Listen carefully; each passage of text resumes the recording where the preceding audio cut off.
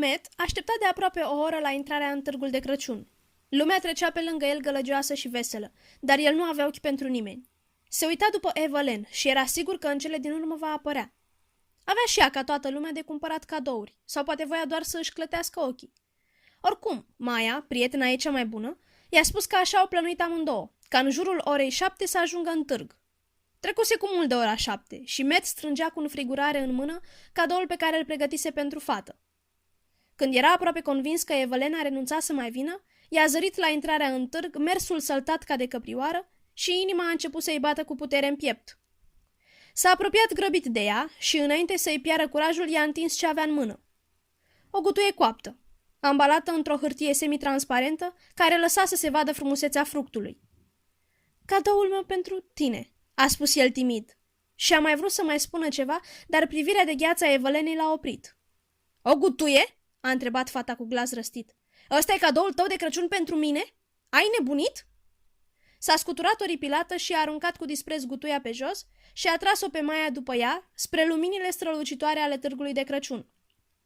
Ochii lui Matty s-au umplut de lacrimi și nu a văzut cum un bătrân care stătea pe o bancă în apropiere s-a ridicat cu greu și a luat gutuia de jos, din apa amestecată cu noroi. A scos pe urmă o batistă din buzunar și a început să șteargă gutuia. Apoi s-a apropiat de băiat și a întins-o. "Știu că pentru tine este un cadou important," a spus bătrânul.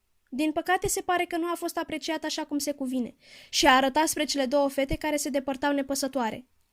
A arătat spre banca de pe care tocmai se ridicase și a spus: "Nu vrei să luăm loc și să-mi povestești ce s-a întâmplat? Abia îți mai ușurezi și tu sufletul." Matt l-a privit întreagăt pe bătrân și a fost atras de figura lui de om bun, așa că a luat loc lângă el și fără să vrea a început să povestească.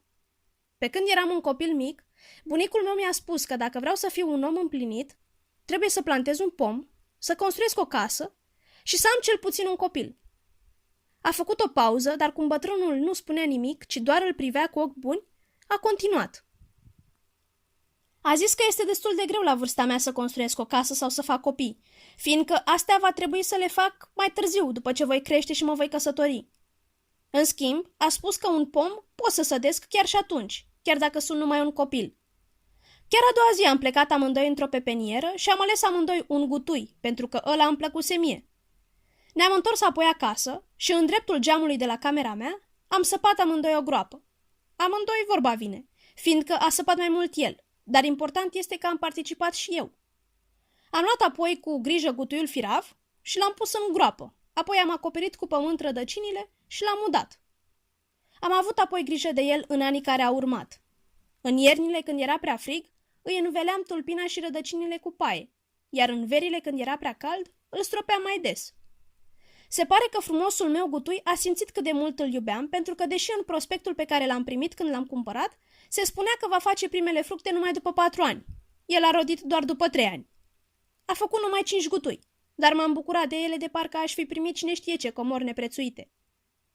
După ce le-am cules, bunicul m-a chemat deoparte și mi-a spus: "Ei, acum primul lucru din cele 3 l-ai făcut. Mai ai 2 și te poți considera bărbat adevărat." Aveam pe atunci numai 14 ani, dar deja mă consideram bărbat adevărat. Am vrut să-i spun asta bunicului meu, dar el a continuat: "Mai rămâne să faci o casă, dar asta numai după ce vei găsi o fată care să merite așa ceva." Bunicul m-a privit zâmbind și a spus: "Ai să vezi că gutuiul de care ai avut atâta grijă va avea și el grijă să găsești o fată pe măsura ta și care să te merite." L-am privit cu îndoială, fiindcă depășise cu mult 70 de ani și uneori mai vorbea și în proverbe pe care nu le înțelegeam, dar el mi-a explicat imediat: "Când o să te îndrăgostești, primul cadou pe care să-l faci fetei alese de tine să fie o gutuie din pomul plantat de tine." Cum nu pricepeam, l-am întrebat: "Și cu ce crezi că o să mă ajute asta?" Bunicul meu a zâmbit misterios și mi-a spus: "Ai să vezi doar atunci. Fii sigur că ai să vezi. Numai nu uita să-i povestești cum ai crescut și ai îngrijit pomul cu toată dragostea ta." Bătrânul de lângă el a privit și el zâmbind la fel de blând ca bunicul său și l-a întrebat: "Ei, și cum este? Gutuia te-a ajutat?" Matt a privit spre locul unde Evelyn râdea în hohote împreună cu un grup de băieți și fete de vârsta lor. Poate tocmai le povestea despre cadoul caragios de Matt. Matt a oftat greu înainte de a răspunde: "Da, m-a ajutat, deși nu aș fi vrut să se termine chiar așa. Gutuia ta și povestea ei sunt minunate. a spus bătrânul, și am de gând să-ți fac o propunere. A scos din buzunar o cutiuță elegantă și a deschis-o. În ea era un inel minunat cu o piatră strălucitoare. Un inel care a costat $3.000, din aur roz și cu un diamant albastru, pe care aveam de gând să o fac cadou de Crăciun soției mele. De ani de zile îi cumpăr bijuterii tot mai scumpe, dar văd pe fața ei, chiar dacă încearcă să ascundă asta, că parcă ar vrea altceva. Făcu o pauză, apoi continuă. Chiar dacă avem bani, suntem oameni cu gusturi simple și sunt sigur că gutuia ta și povestea ei minunată ar bucura-o cu mult mai mult decât inelul cu strălucirea rece a diamantului, așa că hai să facem schimb de cadouri. Cum Matt a făcut ochii mari fără să spună nimic, bătrânul a luat asta drept un accept, așa că i-a pus în mână cutiuța cu inelul și a luat gutuia. Și eu ce să fac cu el? A întrebat buimac Matt. Păi dacă vrei să cunoști până la capăt sufletul fetei de care te-ai îndrăgostit, du-te și fă de data asta cadou inelul. Știu că nu este frumos, dar eu am lăsat în cutie și bonul de cumpărare. Dacă am citit-o bine, sunt sigur că o va impresiona. Tot ce trebuie să faci este să o privești bine când îi dai inelul. Fără să spună nimic, Matt s-a ridicat și s-a îndreptat spre grupul de fete unde râdea Evelyn. Când l-a văzut că se apropie, fata a dat să se depărteze. Dar cu coada ochiului a zărit cutiuța elegantă din mâna băiatului și s-a oprit cu ochii țintă la ea. Scuză-mă, Evelyn, a spus el și i-a întins cutiuța. Dar ai plecat prea repede și nu am apucat să îți dau și al doilea cadou. Fata a deschis cutiuța și ochii au rămas ațintiți spre irizațiile superbe ale diamantului.